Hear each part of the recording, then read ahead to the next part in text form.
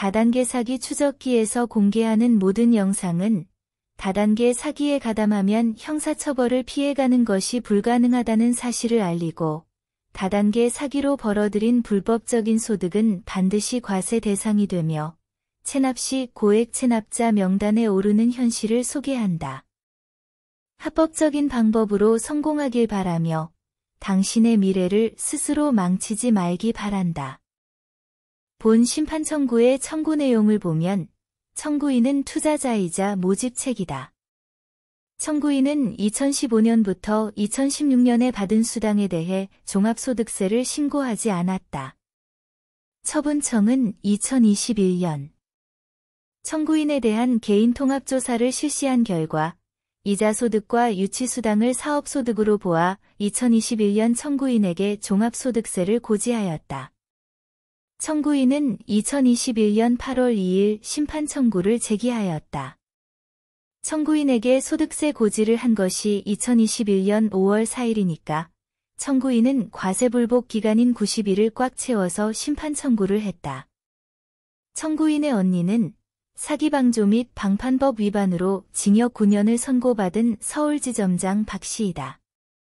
청구인은 2012년경 IDS홀딩스 다단계 사업에 대한 투자를 권유받았고 청구인의 남편 윤씨가 이것저것 알아본 후 청구인인 박씨 명의로 투자하였다. 박씨는 2012년 5월 17일 대출받은 돈을 투자한 이후 2016년 7월 1일까지 13회에 걸쳐 투자를 했다. 처분청은 월 2%의 배당 수익은 이자소득으로 월 2% 초과분은 유치수당에 해당하는 사업소득으로 보아 과세하였다. 청구인은 처분청에 항변하기를 쟁점법인의 행위가 불법행위라는 사실을 알면서도 모집행위를 계속하였다면 청구인 역시 쟁점법인과 공범관계에 있다고 할 수 있으나 청구인은 당초에는 정당한 사업인 줄 알았고 나중에서야 이 행위가 사기라는 사실을 알게 되었다.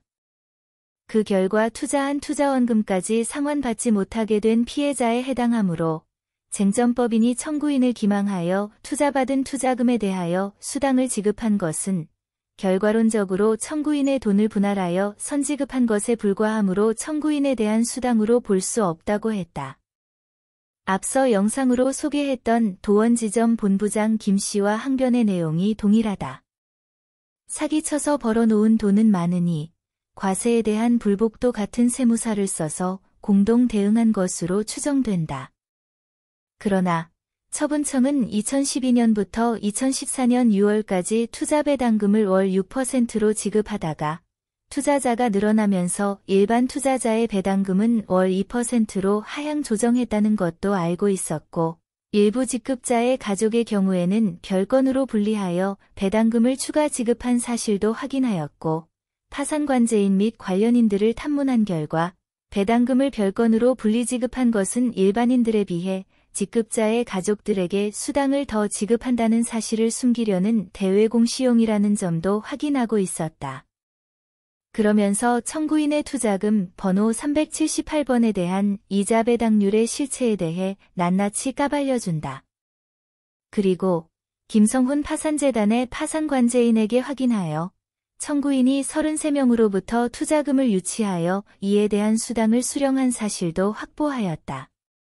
본 심판 청구를 한 박씨의 남편 윤씨는 검찰이 압수한 김성훈의 자금에 대해 채권 압류 및 추심 명령을 했는데 이때 김성훈으로부터 받은 약속어음은 835억이 넘는다.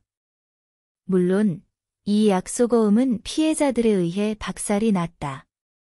김성훈 파산 사건의 시부인표를 보면 청구인 박씨는 2억 332만 7,736원 채무부존재로 부인. 남편 윤씨는 7억 753만 4,518원 채무부존재로 부인당했다. 지점장 박씨의 동생 부부가 9억 원 이상을 부인당했는데 피해자들의 피해 회복을 위한 환수 금액이 궁금하다. 김성훈 파산재단에서는 서울지점장 박씨의 동생에게 4억 원을 환수 조치했고 남편 윤씨는 2억 4,281만 7,500원을 환수 조치했다. 청구인 박 씨를 포함한 서울지점장 가족들의 투자 내역을 보면 총 409건, 합계 171억 원이다.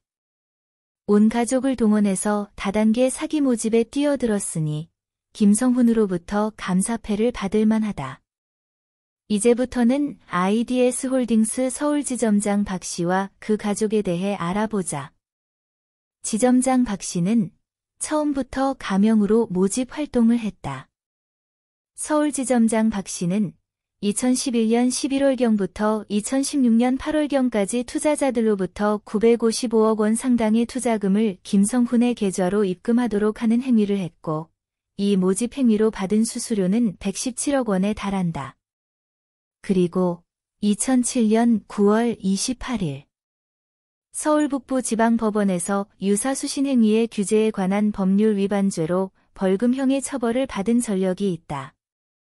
93년생인 지점장 박 씨의 딸은 고등학생 때부터 총 33건 7억 6,400만 원을 투자한 것으로 나온다. 김성훈 파산재단에서는 피해자들의 피해 회복을 위해 박 씨 일가족 14명에 대해 환수 조치를 하였고, 지점장 박 씨에 대한 환수 금액은 8억 원이다. 지점장 박 씨는 사기 방조 및 방판법 위반으로 징역 9년형을 선고받았다. 서울지점장 박 씨는 77억 6,200만 원의 세금을 체납하여 2023년 국세청 고액 체납자로 명단이 공개되었고, 지방세 체납액은 8억 2,400만 원이다. 이자에 은닉재산을 신고하면 포상금 6억 6천만 원을 받을 수 있다.